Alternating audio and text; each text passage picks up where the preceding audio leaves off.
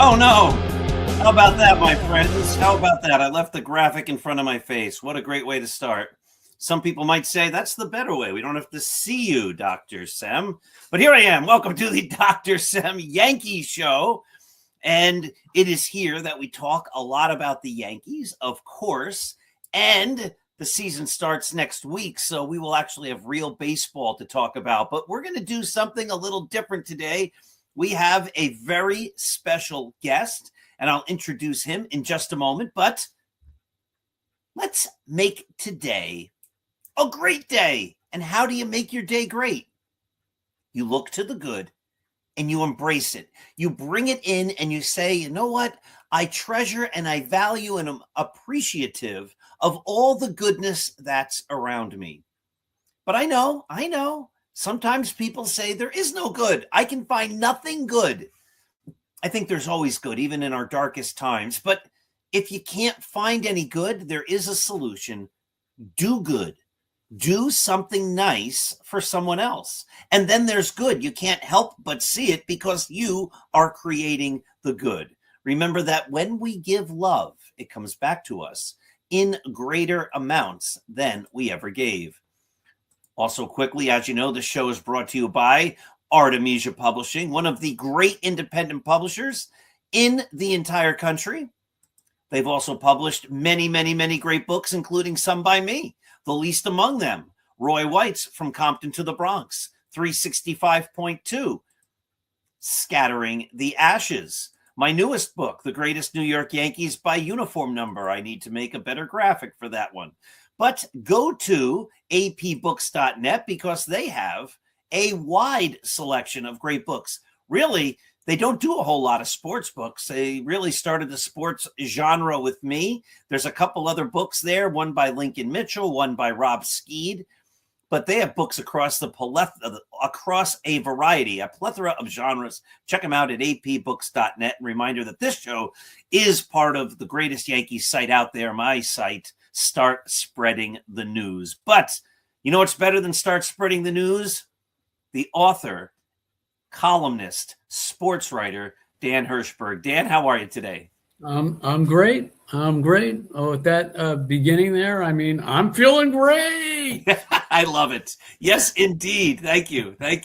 I did tell Dan that last week, for whatever reason, we kept losing a signal. So if I go away or I freeze, Dan's going to start telling some great stories. Now, Dan, share a little of your background with us. So I grew up in New Jersey, and I grew up a Yankee fan.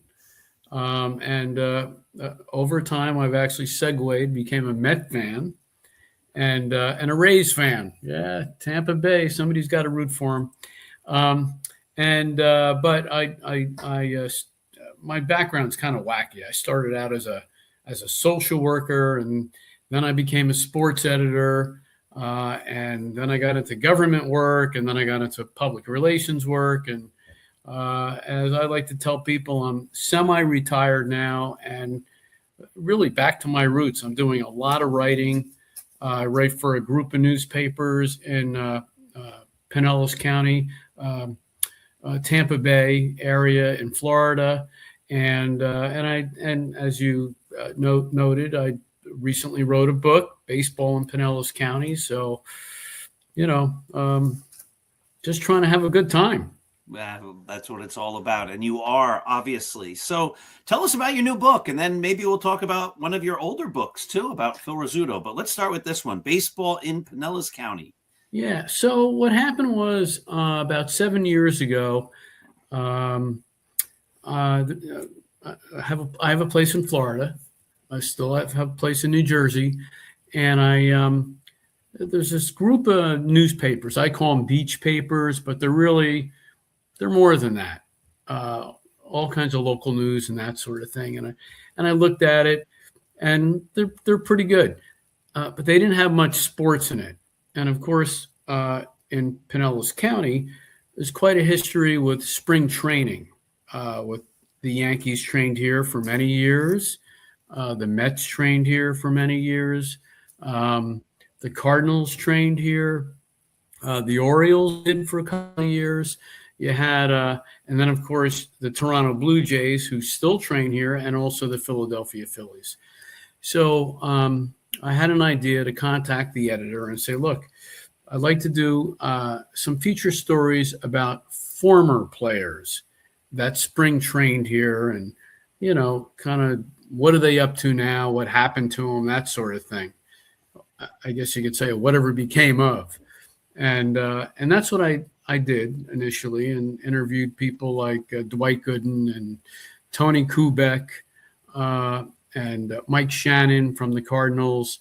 And so that's how it started. And then as time went on, I started to honestly get to know a lot of people, and I heard about, I started hearing about all these people that either grew up in Pinellas County. When I say Pinellas County, we're talking St. Petersburg, Clearwater, Dunedin, that stretch. And so I started to hear about all these people that live here. They grew up here. They have connections here. And I realized it's really amazing how many former either coaches, scouts, guys that played in the major leagues, guys that maybe they were great in high school, didn't quite make it, or got to the minor leagues. Maybe they got to AAA, but that was it. And I've always enjoyed writing people stories. I always like to find like what's the story that this person, maybe nobody knows, but it's something special. And so then I really started writing about more of those people. And then from that, I had the book idea of kind of putting them together, almost like a collection of stories, I guess you'd call it. And a lot of the book is that, although I do augment it with other new material and things like that. And I did a lot of editing to upgrade, upgrade some things, or bring it up to date, I should say. And that's how the book came apart, Baseball in Pinellas County, through the History Press. And it's been a great experience, a lot of fun. And in fact, the book came out really in the fall. And as I like to joke, I've talked to, I think, every Rotary Club, Kiwanis Club, Lions Club, some retirement communities in Pinellas County. There's very few groups that I have not spoken to about it. Oh, that's great. Yeah. So I believe that you have a great story, I know you do, about Don Zimmer's son in the book. Yeah, Tom Zimmer. So, and again, these are the crazy things. Sometimes I'll say to somebody, "Oh yeah, there's a chapter on Tom Zimmer," and they're like, "You mean Don Zimmer?" I'm like, "No, Tom Zimmer." So, I mean, it's incredible. Everybody knows Don, of course, but Tom was actually a scout for the San Francisco Giants for like 40 plus years. I mean, unbelievable.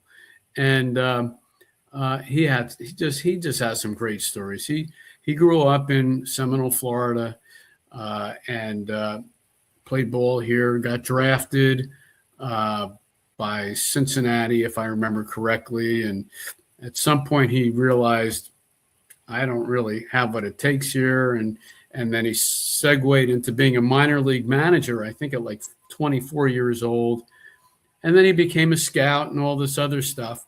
And yeah, so he was actually at one of those pivotal points in his life of what to do. Do I still try to hang on to being a minor league guy? Do I whatever? And the offer was for him to be a scout, and he really wasn't thrilled about it. But then he talked to his dad, and he said, "Look, that's the way to get your foot in the door." And so, 45 some odd years later, he's since retired a few years ago, but he was a scout with the Giants on different levels, from the amateur to professional scouting. And the difference is simply looking at high school kids, looking at college kids, as opposed to keeping an eye on major league players for possible trades, for that sort of thing. So anyway, so he did that, and he did it for a long time. And one of the best stories he told me, and boy, Tom's got tons of great stories, was at some point.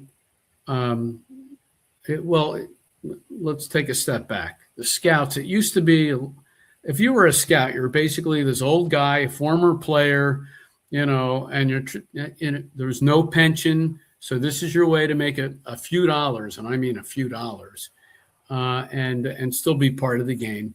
And then some younger guys started coming in. But so at some point, and in the old days, the scouting report was simple. You would go to the game, you'd call up the front office, and you would dictate some highlights of the guy, whatever, and then they would in turn transcribe it, and it would go up the ladder. And then so over the years, eventually you had fax machines that made things a little bit better, right? So they would write up their stuff, and they were able to fax the information and by the way, I talk to people today, younger people, they don't even know what a fax machine is. It's crazy. It's unbelievable. It wasn't that long ago. No, it was not. So then, of course, the computers came in. Now, Tom tells me the story that the Giants weren't like the big spenders. So, but everybody was segueing to computers. And he said that, he talked to other scouts on other teams, and they would have these training sessions, how to operate, your new computer, which my guess is at that time, it wasn't a laptop like now. It was probably a whole big contraption. And, they would over several days be trained on how to do it, how to input stuff and all this. So, he said, no, the Giants, they had us all come to a motel or a hotel in an airport. They flew in. They gave everybody a computer. They said, punch this button. This turns it on. Go here. Hit this button, and that takes you to the scouting reports. And that was it. They really didn't tell them how to do any of this stuff.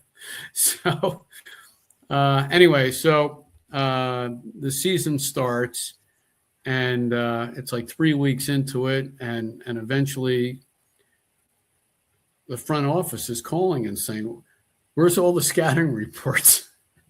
So, of course, everybody's still trying to figure out the system. Tom tells me that almost every night he's calling up his kids to find out what to do next. So there was like no point person for the team. And he said a lot of scouts quit, retired, because they just could not make the transformation to computers. I guess the same thing, with movies, when sound came in, some actors couldn't do it, right?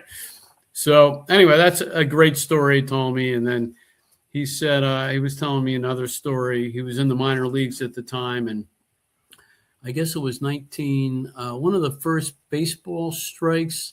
Maybe 81 or 73? 73, yeah. So, and a lot of players. It was kind of short-lived, but for a while, a lot of players. I remember this. A lot of them came to Florida, and they were working out like on a high school field or whatever it was to get ready for the season. They kind of ran their own training session. So Zimmer was a catcher, and they didn't really have any catchers.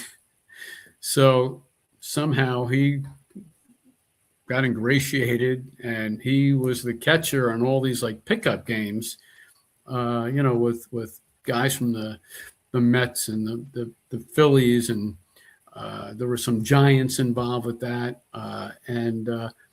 He was the catcher, and I think it was Willie McCovey he's talking to. McCovey, he forgot his bat or something. So Zimmer gives him a metal bat. And he's creaming the ball, right? They're just boom, boom. And he says, yeah, I couldn't use this in a game. I'd be killing people. So yeah, I think he would. Absolutely. Yeah. Oh, my goodness. So, yeah. So, all that kind of stuff. And actually, it wasn't McCovey. I think it was Willie Stargell, because the Pirates were in Bradenton. That's what it was. So, but anyway, you get the idea. It was a big thrill. Yeah, it was a big thrill for him to be, playing with all these major league players that he grew up, really, really enjoying watching. And yeah, that's great. You just wrote a great story for one of your papers, or it was syndicated, but about Bill Matthews. Mm-hmm. You're talking about players, behind the scenes and lesser known players in Pinellas County. A lot of people don't think about the official scorer at a game, and you have a great story about Bill Matthews. Yeah, so Bill is an interesting guy. So he was actually the coach of Eggard College for like 30 years. He actually won like 500 games. So phenomenal coach. And at some point, I think he, like 2004, at some point, to take a step back, Major League Baseball, it used to be the official scorer was like a sports writer that covered the team. And at some point, Major League Baseball said, we got to get away from this. It's got to be somebody somewhat neutral, because obviously, calls could go the other way or your way, I should say. So Matthews had been involved with some camps, summer camps for, I guess, local kids, and with the Rays, involved with the Tampa Bay Rays.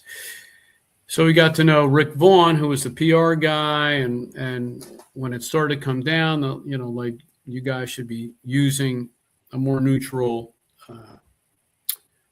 official scorer, Rick Vaughn approached our guy, Bill Matthews, and said, hey, would you like to do this? And he's like, I don't know. I've never kept score. I'm the coach, That's right? great. Yep. So, and Rick says, that's all right. You'll get the hang of it, and so Bill said, well, the one thing I got going for me is that as a coach, people have yelled at me, they've cursed at me, they've, whatever. So if anybody complains about one of my calls, I guess I can just rub it off.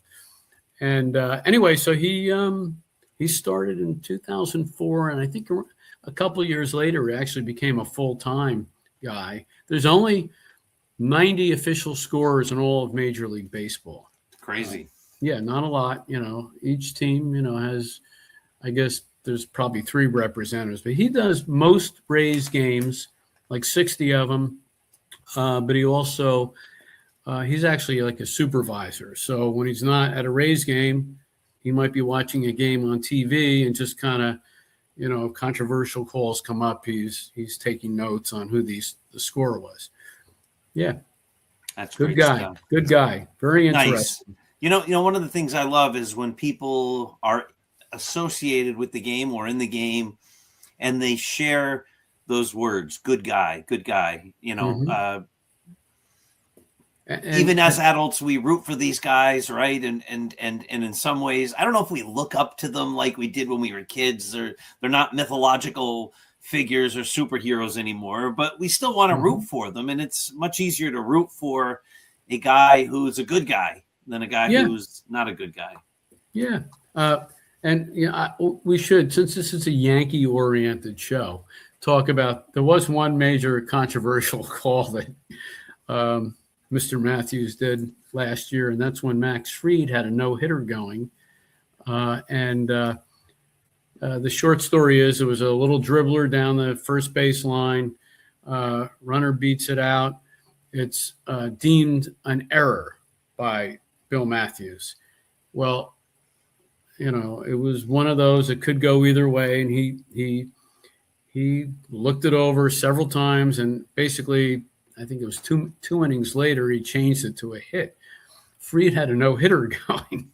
So, yeah, he said his cell phone and it was lighting up with people complaining and everything else. And it turned out that Jake Mangum, that inning actually had a clean Gave single. Up a hit. I kind of remember that. Yeah. Yeah, but but he said besides that, basically as long as you're fair and equitable, he's never really had any issues. That's great, and I'm glad to hear that too. Yeah. Now we're getting close to the bottom of the half hour already, so there's a lot of things I still want to talk to you about. So hopefully we can get to it all. Right. You have been to 43 different venues for baseball.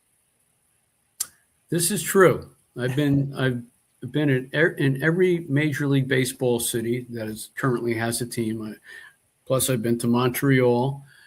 Plus, I saw the Mets and the Phillies play in London, and I saw the Blue Jays play in Dunedin against the Angels the year that they were unable to go north because of COVID. And people might be saying, well, the math doesn't add up. Well, because there's only 30 teams. So even what I just told you, that's 33 venues. But I've been to seeing the Braves in 3 different stadiums, 2 Yankee stadiums, 2 Mets stadiums, 2 San Diego stadiums, 2 Giants stadiums.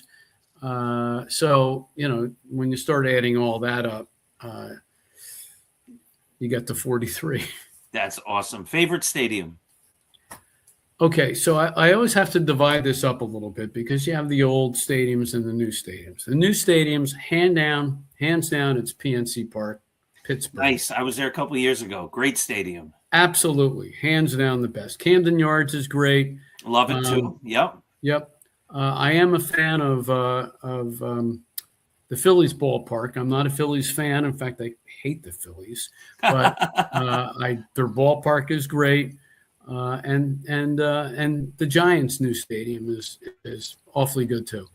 So, but PNC Park, Pittsburgh, number 1. For the old ballparks, I have to go, in a lot of ways, for sentimental reasons, the original Yankee Stadium. That to me was the best. Now, does that mean the refurbished one in 76 or before that? The original one. Yeah. with the poles and everything else. Mm. Yep. So, that was my favorite. I mean, Wrigley Field is probably a close second, Fenway number 3. But yeah, the original Yankee Stadium, that's the one that, yeah. I miss the old Yankee Stadium. I don't think the new stadium compares in any way, shape, or form. Yeah, thank you. Terrible. Yeah. It's And embarrassing. for the Yankees, it should be better. Mhm. And what they've made a decision, I don't know if you've been to Yankee Stadium within the last year or two, but they've made the decision to now pipe in noise and music loud at the highest decibels. I went to a game last year, and the first pitch was a strike, and they started making noise on the scoreboard. Let's get loud. I'm like, Yeah. They don't even have any idea of how you build up a story, even as a fan just watching. Like, we don't need to be loud after one pitch in the first inning. And it's so loud. Like, my 27-year-old son sitting next to me, I'm like, I can't even hear you, and he couldn't hear me. They've made it less appealing, if that's even possible. Well, a lot of ballparks do that, but I'll tell you my story is, and I agree with you. I was at a Mets-Yankees game last year, and I'm with my 2 grandsons, my son and his wife, and we have great seats, except there's a speaker right above us, and every time you're hearing everything, it's it takes away from the game. I think it doesn't. I agree. 100%. It doesn't allow the fans to just naturally get something going. Exactly. 100%. The organ and the idea of fun. Like, I don't mind rock and roll. I like rock and roll music. I don't mind loud. Mm-hmm. I don't mind exciting, but you have to do it in the right times, and it doesn't have to be constant, and you don't need sound effects and weird noises. Exactly. All right. So you also covered a lot of boxing, and that's, of course, how you and I came into contact. We have a mutual friend, the great Jack Hirsch, Mm-hmm. who has a new book coming, and I'll have him on this show one of these days. He wrote a book with former heavyweight champion Michael Spinks. But who is your favorite boxer of all time? Oh, boy. Favorite boxer? You can name 5, like your favorites. Doesn't have to be one. Yeah, I mean, I was a big Joe Frazier fan. Nice. I was. And in fact, we used to have backyard boxing matches, and my moniker was Smoking Joe Hirsch. So yeah, but I would say he was my favorite. That's great. There's a lot of guys I really enjoyed covering. I covered Tommy Morrison a lot. Wow. That was a sad story in the end. Yeah, Tommy Gunn. Yeah. He fought Rocky. Yeah, exactly. So, he was a good story, and boy, it was a sad ending with him. I mean, he had AIDS, right? Died of AIDS. He had AIDS, and then it was a whole conspiracy. He felt it was a conspiracy. He claimed he didn't have AIDS, and it's just the whole thing was. Oh, how sad. Yeah, it was kind of a very weird thing, but so, and Sugar Ray Leonard, great, fun fighter to watch. Just so many of them. Did Hagler beat him back then? With Leonard Hagler? I think Hagler did win, yes. Yeah, I did too. I thought he won. I remember watching it. I remember watching it in Larry Holmes's bar in Easton, Pennsylvania. Oh, I've been in there. Really? My sons went to Lafayette College. Oh, right up the hill. Yeah. I went in there twice trying to find Larry Holmes. This was within the last 10 years or so. He wasn't ever there. And people he was not there for that one, but I was in he had 2 bars actually. And I was at his other place, which was called, I think, the Ringside. And he was there. It was the night of the Tyson Holyfield fight. Oh, with the bite? And it was all loud, and you're watching the big screen, and you knew something was wrong. It was just Holyfield's jumping around and stuff, but you can't hear the commentating. And that was the night that Tyson bit off, a piece of Holyfield's ear. Yeah. Yeah. So. Absolutely. But I used to love covering boxing, and a lot of the club shows at the Old Fell Forum, and I saw a lot of the big fights in Atlantic City and Madison Square Garden, and there was a lot of good storylines back then, for sure. I miss it. We were talking before we went on about they've sort of taken the sport away from the fans. I couldn't tell you any champion now. I couldn't tell you when a fight is. I don't know I don't know how to watch fights. I don't know where they are. So it's a shame because, and I fear that they're going to do that with every sport, putting them on all these streaming services. I don't know if you know this. Yankees opening day is not going to be on TV. It's going to be on, I don't know which one. I don't follow the streaming services. If they take the game away, it might be on Apple TV or Peacock or Amazon. I don't know what it is, but I think you're right. I think it's not on. I know they're not on. Can you imagine? Fans wait all winter to see opening day and they go, oh, yeah, you can't see it unless you buy this package. And so I just and I won't watch. What, are you going to buy a whole package for one night? Yeah. It's ridiculous. It's crazy. And, that's what happened with boxing. Like, oh, this fight's on HBO, but this one's on pay-per-view. No, this one's on Showtime. No, I couldn't keep up with it. Yeah. Dan, this has been a great pleasure. I loved talking with you. Maybe we can do this again because this was a whole lot of fun. Sure. I'd love to do it again. Absolutely. Oh, that's awesome. Yeah. Dan, thank you very much. And my dear friends watching, be kind, give kindness, be just nice and appreciate what's around you. You never know. If you're nice, you might make a new friend, just like I did today. Have yourselves a wonderful day.